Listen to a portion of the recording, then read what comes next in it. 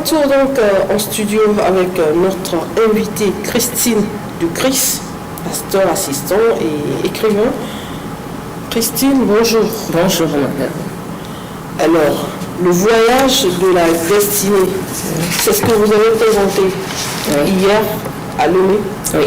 Parlez-nous un peu, quand on dit voyage de la destinée, c'est quoi exactement? Nous savons tous que la vie d'un homme sur la terre, c'est un voyage. Si je me réfère à ce chant qui dit You came from heaven to earth to show the way from the air to the cross, my debt to pay, from the cross to the grave, from the grave to the sky. Lord, I lift your name on high. Malheureusement, notre émission elle est en français, mais la chanson... Oui, c'est pour dire, vous pouvez nous expliquer. vous êtes venus, on parle de Jésus.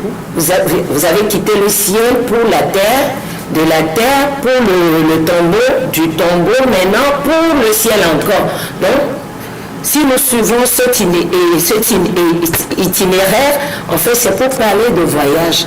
Donc, nous tous qui sommes sur Terre, nous avons un voyage à faire.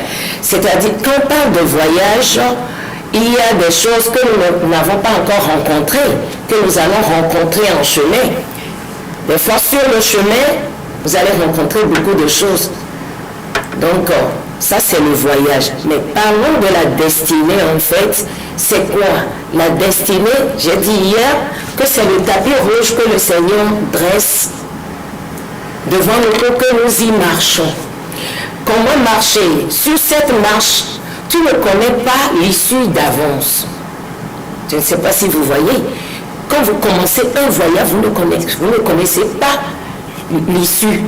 Donc, c'est à la fin que vous allez découvrir que, oh, j'ai marché, j'ai vu telle chose. Et sur le chemin de la destinée de quelqu'un, il faut dire qu'il y a des fois des pleurs. Il y a des montagnes qu'il faut escalader. Il y a des vallées dans lesquelles il faut rentrer. Il y a beaucoup de choses. Les larmes aussi seront sur le chemin là. Donc, sur le tapis rouge, il y a beaucoup de choses. Il est rouge. Mais ce n'est pas le tapis rouge qu'on défile pour les gens du monde. Mais sur le tapis rouge, là, il y a beaucoup de choses. Aujourd'hui, vous allez faire un arrêt et vous allez voir qu'est-ce que j'ai fait de ma vie. Est-ce qu'il y a encore des choses à voir devant moi? Et à chaque fois, on fait le point et on continue. Alors, voyage de la destinée, c'est d'abord, en gros, je peux toucher... Bien sûr. Si c'est possible. Alors, en attendant qu'on fasse un zoom sur la page du livre, dites donc, c'est un volume de combien de pages? Ça, c'est ça, la couverture. Permettez. Ok. C'est bon, Abdou, je peux? 264, mais facile à lire. 264 pages. Mais facile à lire. Vous voyez les écritures? C'est facile à lire. Alors, dites-nous, le voyage de la destinée nous parle de quoi en réalité? Tout à l'heure, j'ai dit aux téléspectateurs que dans les coulisses, vous avez dit que la jeune fille doit cacher son trésor. Alors, le voyage de la destinée, quelle est l'histoire que raconte ce roman? Ok. Avant de commencer, permettez-moi de me présenter. Je suis Christine de Christ. Je viens de la Nouvelle Dimension, l'église de la Nouvelle Dimension, 6 à Hejranawe, plus précisément nom de Saboville. Et le pasteur principal, c'est Jérémie Novon-Nodoff. Donc, voilà ma présentation. Mais pour c'est sûr que j'avais eu à vous présenter, juste que je n'ai pas précisé votre église. Voilà, donc c'est l'émission. Oui, c'est ce que je veux corriger. Je vais lire un passage du livre, vous allez voir. dit, où vont ces deux filles, si innocentes, si pures, savent-elles qu'elles sont si précieuses, si belles, si délicates? Oh, venez à moi. Entrez par cette porte. Je vais vous instruire. Vous avez du prix à mes yeux.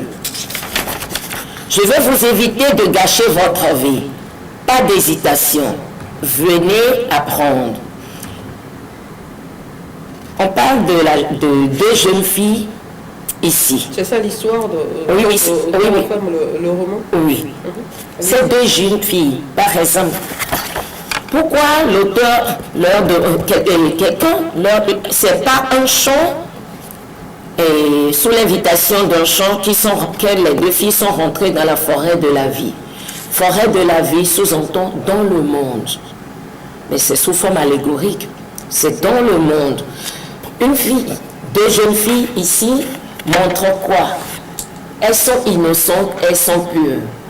De l'âge 0 jusqu'à l'âge où elles vont avoir leur période, c'est un âge très innocent.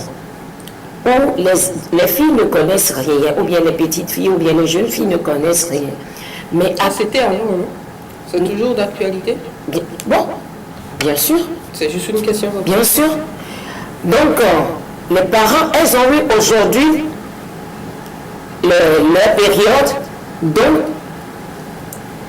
quelqu'un dans le gardien de la forêt de la vie les appelle maintenant à les instruire, à leur dire que prenez soin de garder votre corps, parce que tout à l'heure vous allez sortir du jardin de la forêt de la vie, c'est-à-dire que vous allez sortir maintenant de votre candeur, vous allez sortir de votre innocence pour rentrer dans un autre monde. Et dans ce monde-là, les gens ne vont pas vous faire cadeau. Regardez une fille qui passe, par exemple. Si elle est très belle, tout le monde court après la jeune fille là. Je ne sais pas, il faut poser la question. Ah ben, aucun garçon ne vous a fait la cour. Aucun homme ne vous a fait la cour. Donc, qu'est-ce que le gardien de la forêt de la vie va faire? Il dit, je vais mettre quelque chose dans votre main. Ça aussi, c'est une forme imagée pour parler de leur sexe. Que je vais mettre un trésor dans votre main comme ça. Vous allez cacher et tenir votre main fermée. Et je vais vous envoyer à un lieu où vous allez ouvrir votre main à celui à qui je vous ai destiné. Vous voyez? Donc, prenez soin de garder votre main fermée. L'instruction a été donnée aux deux jeunes filles. Il y a une qui s'appelle Sergena et sa seconde Ramona. Donc, elles sont sorties du jardin de la forêt de la vie et maintenant, elles sont parties. À peine sorties de ce lieu, qu'est-ce qui se passe? Les assauts ont commencé. Les hommes commencent à courir après. Je veux voir ce que vous avez dans votre main. Puisqu'elles sont deux, elles arrivent à tenir. Mais à un moment donné de la vie, les deux jeunes filles doivent se séparer. Chacun doit suivre sa route ou bien sa tangente. Mais chemin faisant, lui a poursuivi jusqu'à obtenir gain de cause. Mais l'autre, c'est Ramona qui a fini sa course. Ça lui a été volé. Non, ça ne lui a pas été volé. Elle a gardé malgré l'insistance des hommes, des braconniers, pour voir comme ça. pour voir ce qui est. Est-ce que vous suivez bien en fait? Est-ce que vous suivez? Donc, elle a gardé jusqu'à aller au lieu indiqué. Mais par contre, Sergena n'a pas pu. Elle a ouvert à tout bout de champ à qui voulait voir sa pierre précieuse, sa main. Et au soir, un jour, elle était là toute fatiguée. Elle se posait mille et une questions. Elle se disait, oh, qu'est-ce qui va advenir de sa vie maintenant? Vu qu'elle a perdu la pierre que le gardien de la forêt de la ville. Parmi tous ces vautours-là, si je peux les appeler ainsi, Oui. personne ne l'a gardé finalement. Ils ont juste vu et laissé partir. Oui.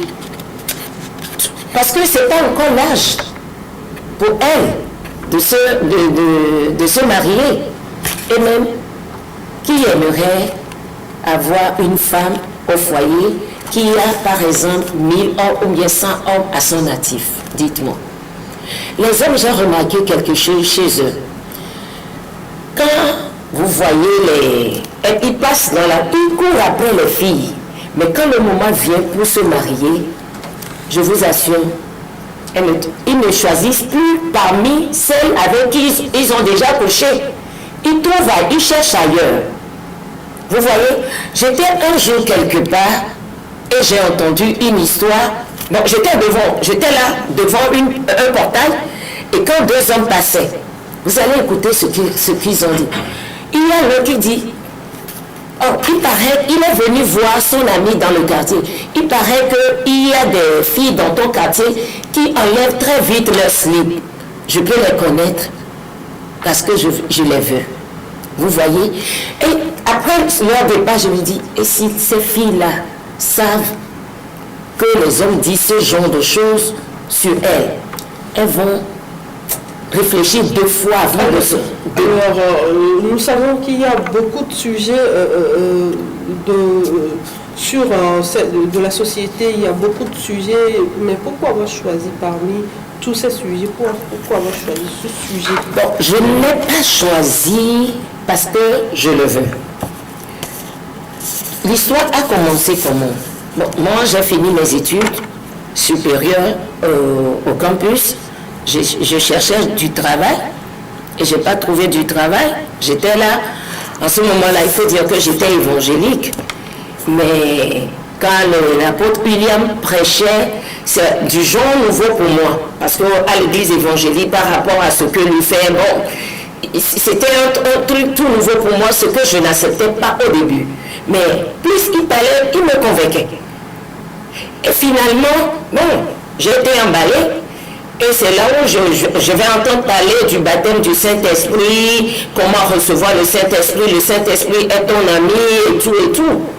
Tout ce que nous savons concernant le Saint-Esprit. Alors c'est le Saint-Esprit qui vous a donné permettez-moi de continuer. C'est parce que nous n'avons pas assez de temps et nous devons épuiser. Ok, veuillez m'excuser. Nous devons permettre aux téléspectateurs d'avoir au moins le minimum du contenu de votre livre. Ok. Donc finalement, qu'est-ce qui s'est passé? Un jour j'étais là et j'ai entendu la voix. Il faut te mettre devant cette table, assois-toi lave-toi, habille-toi comme si tu vas au boulot. Et j'étais là, assise, et c'est en ce moment-là que j'ai entendu la voix. Prends un stylo et un cahier et commence à noter. C'est comme on me fait faire une dictée. Bon, ça là, quand vous voyez le remerciement, vous allez voir que c'est un truc qui datait de plus de 20 ans. Ok, ça vous a pris combien de temps exactement pour écrire ce roman? Non, je ne saurais le dire parce que chaque fois que l'inspiration vient, j'écris, je laisse, jusqu'au jour où Dieu me dit maintenant c'est le moment de mettre ça. Donc c'est Dieu qui nous connaît. Vous m'avez demandé pourquoi j'ai choisi ce thème. Je ne l'ai pas choisi parce que c'est Dieu qui nous a créés, c'est lui qui nous connaît. Il sait qu'au XXIe siècle, il y aura ce genre de situation où la vie des filles ou bien des femmes au foyer vont en pâtir. Donc, il faut un outil pour les corriger, pour corriger ce mal que lui voit et qu'il n'arrive pas à supporter. Il dit, je cherche un homme qui se mette à la brèche pour qu'il intercède. Bon, peut-être mon intercession, c'est ça. Alors, dites-moi, ce livre-là, si je vais, par exemple, au CCF, par exemple, ce n'est plus le CCF, mais si je vais là-bas, par exemple, je peux trouver ce livre. C'est hier qu'on a fait la dédicace. c'est maintenant que nous allons mettre ça dans les points de vente pour que les gens puissent s'en procurer. Alors, ce livre sera mis en vente à partir de demain lundi. Dès aujourd'hui, parce que j'ai apporté un lot. Si quelqu'un veut s'en procurer, il peut. Alors, si à l'église Nouvelle Dimension, il y en a un lot ici, là-bas. Alors, ceux qui nous suivent, si vous avez envie d'avoir ce livre, vous n'avez qu'à nous appeler sur le 93 49 45 45, le numéro de la télé. Soit vous passez ici, soit on vous met en contact avec le pasteur ou bien le pasteur Novant et vous pouvez rapidement avoir ce livre. C'est surtout conseillé aux jeunes filles, non? Ou bien aux jeunes gars. Non, les jeunes gars aussi sont dedans. Vous allez voir. Bon, vous allez voir, il y a tout quoi. C'est pas seulement la jeune fille qui va se garder pure. Le jeune homme aussi, il peut. Ça vous... c'est pas drôle, hein? C'est pas drôle. Les jeunes garçons peuvent se garder pure aussi. Aujourd'hui, quand une fille dit, on dit qu'une fille est encore pucelle, malgré son âge, 30 ans, 40 ans, elle est pucelle, bon, les gens trouvent ça très gauche. Alors que aux yeux de Dieu, non, c'est une façon de parler. Mais quand, bon, ailleurs, vous allez voir les petites filles de 8 ans qui perdent leur virginité. Comment tu as maman au foyer, tu as ton enfant à côté de toi et tu fais ça avec ton papa et son papa. Elle aussi revient du dehors. Mais finalement, qui est maman, qui ne l'est pas? Qui est enfant? Qui est maman? Maintenant, tu fais ça avec quelqu'un ou bien tu couches avec quelqu'un et en même temps, moi, je m'occupe de toi. J'allais dire, parce que le fait de dire tu fais ça. Oui, tu couches avec quelqu'un et tu reviens à la maison, tu as 8 ans. Et moi, je vais encore m'occuper de toi en tant qu'enfant. Alors que ce qui est adapté pour les personnes âgées, toi, tu fais déjà ça. À 8 ans, est-ce que le corps est déjà apte pour faire mais ça? va voir en Europe pour comprendre ce que... Ça, c'est autre chose. Mais va voir aussi, même dans ce petit lot, tu vas voir que les petites filles ont été déflorées déjà. Il y a des gens en prison par rapport à ça. Vous voyez, c'est un mal qu'on doit corriger. Un mal que nous devons corriger. Et comment corriger ça? En instruisant la petite fille. Déjà, quand l'enfant ou bien la jeune fille a commencé à avoir cette période, la maman a le devoir de lui dire, ma fille, ce que tu as commencé à avoir maintenant là, les périodes là, si tu ne fais pas attention, si un homme t'appelle et tu rentres dans sa chambre et il couche avec toi, si tu peux attraper à tout moment une grossesse. Vous voyez, l'avenir des gens a été hypothéqué, les études des gens, des jeunes filles. Grossesse, excusez-moi, c'est encore mieux, vous pouvez choper une maladie incurable. Bon, maladie incurable, oui. Parce que la grossesse, on se dit après 9 mois, c'est bon. 9 mois, c'est bon. Mais qui va s'occuper de toi? Et hier, j'ai été choquée quand l'une des... Il y a une madame Sylvie qui a préfacé le livre.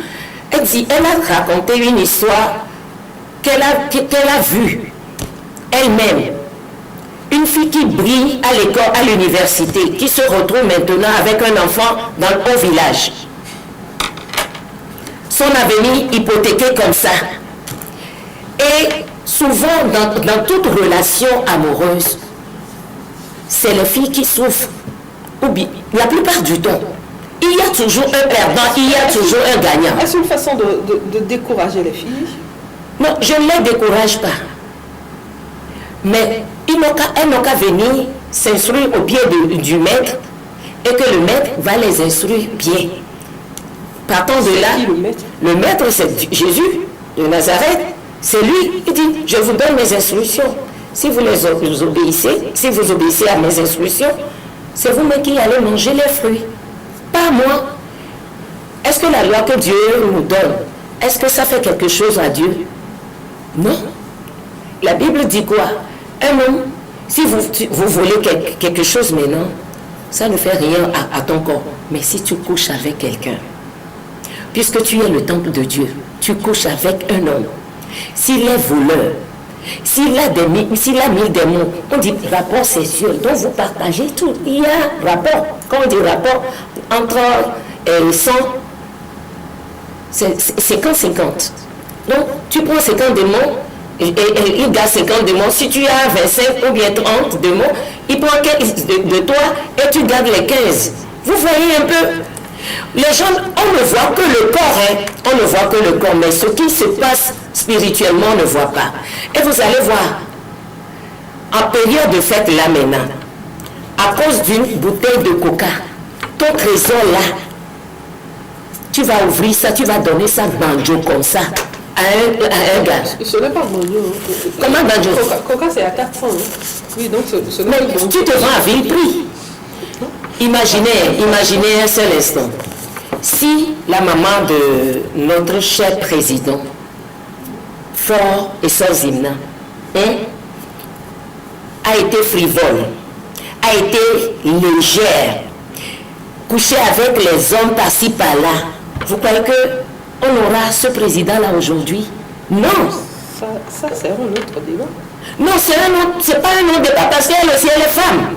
Si elle ne s'est pas bien gardée, on n'aurait pas président aujourd'hui. Parce que, qu'est-ce que je dis? Les présidents, les personnalités, nous tous, nous avons une destinée. Nous sommes l'aéroport par lequel les hommes transitent pour entrer dans leur destinée. Toi, femme, tu es à l'aéroport, comme ça, là où tu te trouves là. Je suis aéroport. Les hommes transitent, les choses transitent. Les hommes, les grandes personnalités, directeurs, généraux, les PDG et autres là, ils transitent par moi pour venir dans le monde. Parce que c'est moi qui vais les accoucher. Mais si je fais tout ça là, et mettons, on coupe, mettons, ou bien on enlève, mettons, à cause de, parce que je voulais avorter et l'avortement s'est mal passé. Est-ce que ce président-là peut venir dans le monde? Ce PDG... Il y aura une autre femme. Ne dites pas ça. Parce que avant de venir dans ce monde, j'ai l'habitude de dire aux gens, tu es venu avec une valise. Avant de descendre d'ici bas, tu viens avec une valise. Il y a des choses que tu dois faire ici. Ta destinée, tu dois l'utiliser. Tu dois rentrer dans ça ici. Et demain, quand tu vas partir, tu iras rendre compte à ton Dieu. Mais si ce n'est pas moi que le président va venir dans le monde, il faut que je fasse tout pour qu'il vienne. Donald Trump, pareil. Il a été président. Bien sûr, si sa maman faisait le trottoir et au point où ces trompes ont été enlevés, est-ce que... Non, en fait, je crois que là, c'est un autre débat. Non, c'est pas... Il faut savoir... Il faut se garder, il faut se garder. Il faut se garder. Il y a des gens qui se sont gardés, mais ne sont pas tombés sur les grandes personnalités pour accoucher les milliardaires et autres. Là. Mais il faut savoir à qui non. Je crois. Tu n'as pas besoin, parce que l'enfant qui est né, est-ce que toi tu sais qui il sera demain? Non. C'est Dieu qui connaît la destinée de telle ou telle personne. Vous voyez, je peux être pauvre. Il y a des enfants pauvres qui sont nés de parents pauvres, mais qui sont aujourd'hui PDG, qui sont aujourd'hui présidents. Vous voyez donc... Alors, Madame Christine de Chris, oui. Nous arrivons à la fin de notre entretien. Votre mot de fin rapidement. Mon mot de fin, c'est quoi? C'est que Sergena, comme je l'avais dit, c'est elle qui n'a pas pu atteindre son objectif. Mais la grâce lui a été donnée de pouvoir continuer sa route pour entrer dans sa destinée. Et pour ce faire, je voudrais dire aux auditeurs que quel que soit l'état dans lequel tu te trouves actuellement, ne dis pas que c'est fini pour toi. Il y a de l'espoir. La grâce est toujours là. Il suffit de te connecter à Dieu et tu vas voir qu'il va changer ta vie. L'espoir, c'est qui? L'espoir, c'est Jésus-Christ. Oui. Merci à vous, Madame Christine. C'est moi qui vous remercie. Bien de choses au pasteur Laurent. Alors, chers téléspectateurs, ce sera donc la fin de cette émission. Je vous le disais, si vous avez envie de vous procurer ce livre, vous n'avez qu'à contacter la télévision Espoir 47 sur le 93 49 45 45. On vous met soit en contact avec la dame, soit vous passez ici à la télé pour avoir votre livre. C'est très moins cher. Il faut encourager celle qui a produit le livre. Merci à vous tous. Oui, les contacts, je vais les recevoir après. Pour ceux qui vont appeler le numéro de la télé, on leur donne ça hors antenne. Alors, merci à vous tous de nous avoir suivis. Rendez-vous dimanche prochain à partir de 13h. Au revoir.